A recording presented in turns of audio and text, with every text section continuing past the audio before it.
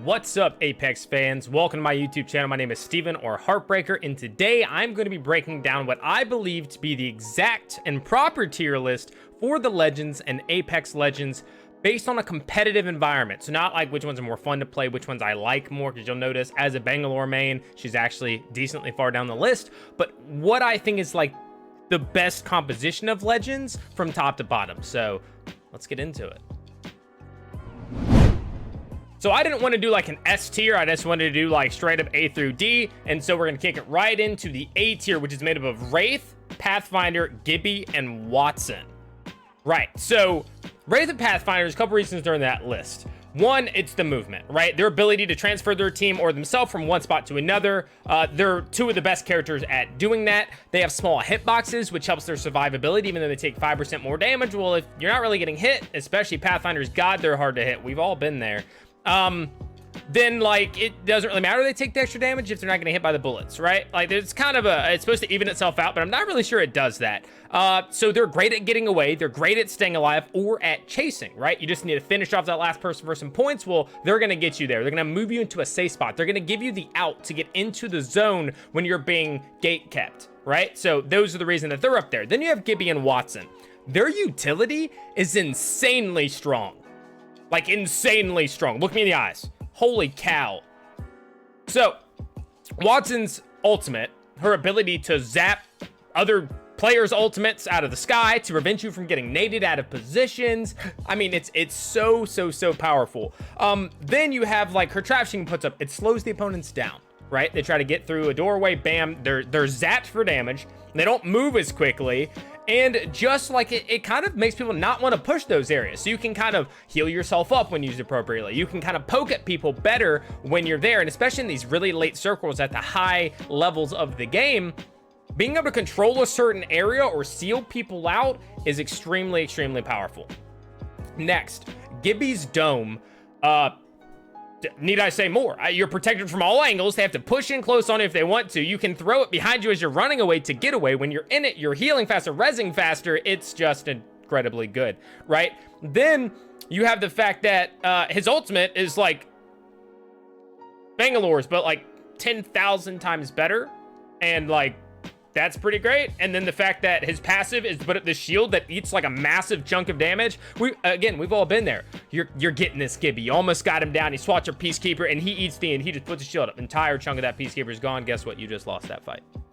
It's tough. So that is why they're up there, because they have incredible utility. The other two, their movement, their ability to stay alive, very strong. So then we jump into the B tier, Lifeline. That's it. It's just Lifeline. Some of you may be surprised by this, but it may get explained as we go further down.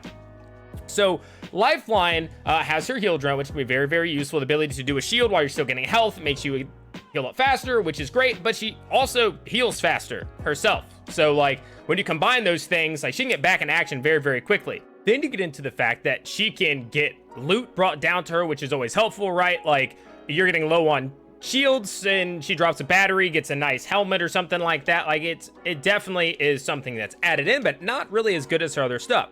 She can res teammates faster also with a shield of protection, which when utilized correctly is very good. I feel like it got knocked down a little bit. Like she probably was A tier until all these Gibby buffs, and that kind of pushed her back down, because the fact that he can do a lot of those things within his shield is a direct competitor to her abilities. And then I decided to a B-. The only one, because at first I had, and this is going to pain me a little bit because I hate this character, Caustic, as a C player, or legend. But then the more I thought about it, I decided, you know what? At the high levels, when used appropriately, because there are very sucky ways to use Caustic, and there are very optimal ways to use Caustic. And I think when used optimally, he is probably a B, maybe, but I didn't want to do that, so we stuck with B-. He could be a great nuisance when utilized correctly. And I mean, it's painful to be on the other side of it. On the flip side, when he's on your team, it can also be a bit annoying, if not used correctly. The drawbacks are like his model size, the gas affecting his teammates, not damage, but like being able to move and see and things like that. Not knowing whose gas is whose, so then like they have a Caustic, you have a Caustic, everybody's running a gas, you don't know if you're dying or not dying. Yeah, I mean you do, but you get what I'm saying. And then you have where like at a longer range, his things aren't really valid, right? Like none of his abilities are super great if he can't get a trap into you, if he can't throw his ultimate at you, you know, things like that. So that draws him back, but his ability to seal off entries, exits, to force people out with his gas bombs, or just throw something down, seal something off so he can get off shields. Again, staying alive. There are a lot of ways to utilize him that can be exceptionally useful, especially at higher tiers where it is somewhat slower. You get to smaller rings. It's all about just being able to hunker down, survive the fights that are coming, or avoid the fights that are coming. So it can be very, very useful, and that's why he managed to get into the B- tier. The C tier is where a large chunk of these characters are, and that is going to be because all of these characters have some sort of utility that can be useful, but they're not necessarily game-changing, and it's like all they have.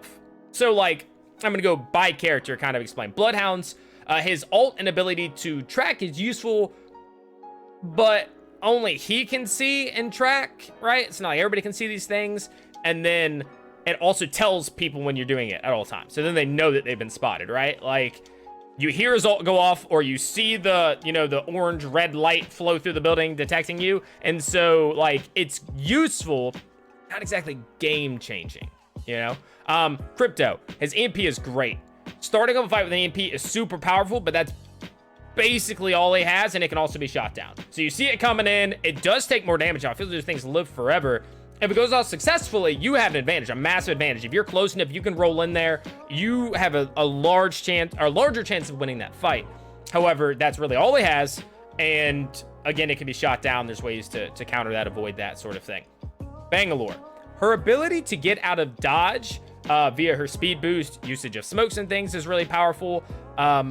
She can also use them to help her team retreat or to get closer up on enemies and things like that. If you have the thermal scopes, you can use that to try to give yourself an advantage. Thermal scopes, something is wrong with them, okay? But I don't want to get into that.